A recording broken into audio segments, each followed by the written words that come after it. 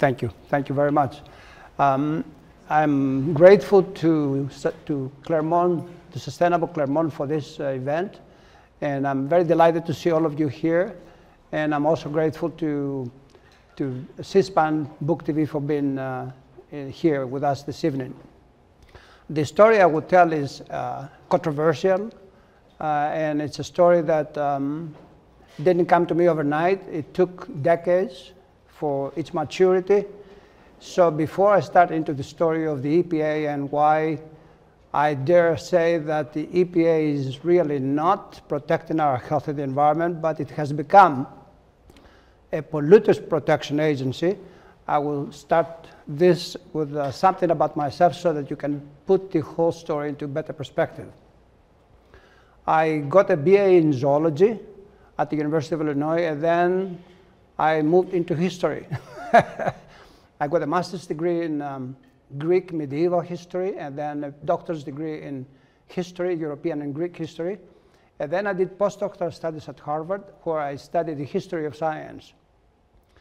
And then during that time, I wrote my first book, which dealt with the transfer of science and technology from the United States to Latin America, especially Colombia. And I went to Colombia and I did a case study, and that book was published in 1976. And it was the first one of the first critical reviews of the so-called Green Revolution. That is the whole idea of producing enough food to eliminate hunger. You hear that expression to this very day, and institutions like the World Bank and IMF and all sorts of other international banks are saying they are funding this sort of development, industrialization of agriculture in order to produce tremendous amounts of food and eliminate hunger. And my book was a critical perspective of that, and in fact, I concluded in that book that very little of what the international institutions say is really legitimate. In my study in Colombia, I discovered that the peasants are barely touched by any of this outside assistance. And despite the rhetoric of our own government, that is the US Agency for International Development, the World Bank, not much has changed in Colombia, India, or other countries. So when I got to EPA in 1979, I already had done this book. I had 2 years working on Capitol Hill, where I tested a little bit of what later became a routine at EPA. That is quite enormous amount of deception, political influence, and something that you really don't expect in these grand institutions that have all these grandiose ambitions and missions to protect our health and the environment. To illustrate all this, I have to start with a few stories, and of course, I would hope that before you leave, you can probably buy this book, which is, I illustrated very well, and by the way, I wrote this book on the basis, 100% on the basis of government documents. EPA, of course, is not CIA or the National Security Agency, so the documents that EPA produces are correspondence among the scientists, studies they themselves fund, and sometimes they execute. So it's like a fishbowl. You can actually see through the place. So I feel confident that I did not violate any regulations or any secret agreements. I never signed any secret agreements, so I feel confident that the information I used was very much in the public interest. When I first got in 1979, things had already taken place. This is the Jimmy Carter administration. And the decade of the 70s was very, very turbulent decade. The agency, in fact, came into being in 1970. It was created by Richard Nixon, a Republican president, and its first administrator, William Rocklehurst, was also a Republican. But then he had the inspiration and the need, when he saw the evidence, to take uncomfortable, unpopular decisions, like, for instance, banning this chemical, DDT. And you can see from the picture that this was an extremely popular chemical used all over the United States and eventually all over the world.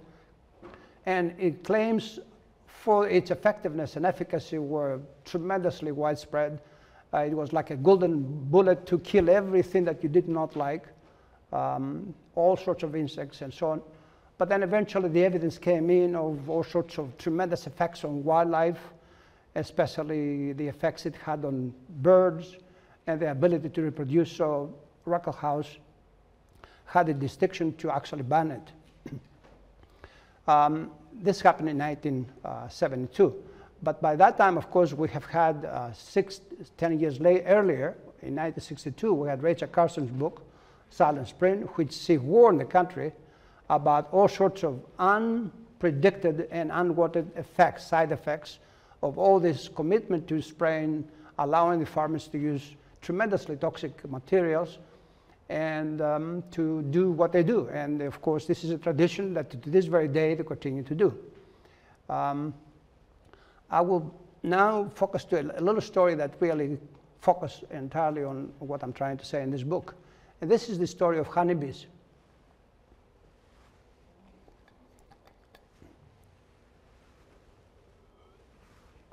I remember this is 1979, and once you get to a new agency, I mean, any place, any bureaucracy, it takes you time to get to know the other people and the other people to trust you and to talk to you about what they do.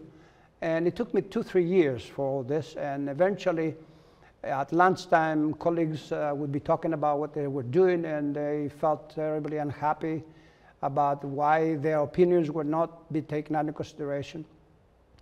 And they would pass on to me their correspondence, their memoranda, their briefings, the sort of things that bureaucrats create to communicate with their superiors usually, and to inform them about certain things that they ought to take into consideration, and sometimes they do, sometimes they don't.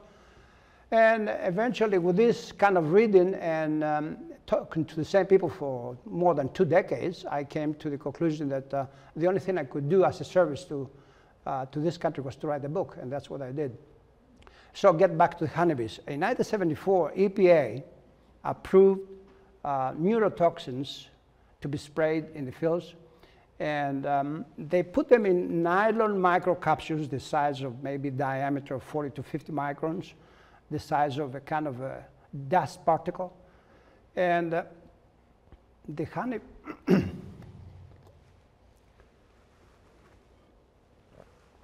the honeybee, of course, when I went into the flower, would return back to its hives loaded with the stuff. And sometimes the honeybee bees would die on the spot, or they would carry it in their hives, and the whole hives would be dying. So this evidence, the ecologists of EPA discovered, and they began to take pictures of the piles of honeybees. And they put them in nice folders, and they wrote memoranda, and they were urging their superiors, let's put a moratorium on this. But they never took them under serious consideration, so they kept, in fact, they expanded the use of this kind of insidious chemical from corn to soybeans to alfalfa to all sorts of other crops. And the honeybees, of course, continue to die. And right now, we are in 2014, and the honeybees face another version of the same sort of material coming out of neonicotinoids. They call them neonicotinoids. And these are just as deadly as the parathion type of materials that they used in the 70s and 80s. And so this story illustrates the following. Number one, that the EPA, for political reasons, they approve things that they should not. The evidence about, the vision of EPA is that we do things that will protect human health and the environment. So when it comes to chemistry or to chemicals, they say nothing will be approved if it's shown that it does not cause unreasonable adverse effects on man and the environment. And this is the trick now. How do you determine that something does not cause unreasonable adverse effects? And now we come to the version of science. What kind of science do they actually use to approve or to do certain things? And in this case, I will tell you a story that, that I learned from one of my colleagues whom I met in 1979, 1980. His name is Adrian Gross. He died in 1992. But when he came to EPA, he had already put 20 years of service with the Federal Drug Administration. Adrian was a pathologist. He had gotten his education in Canada and the United States. He had a doctor's degree. And he had 20 years of experience as a pathologist and also as a lab inspector.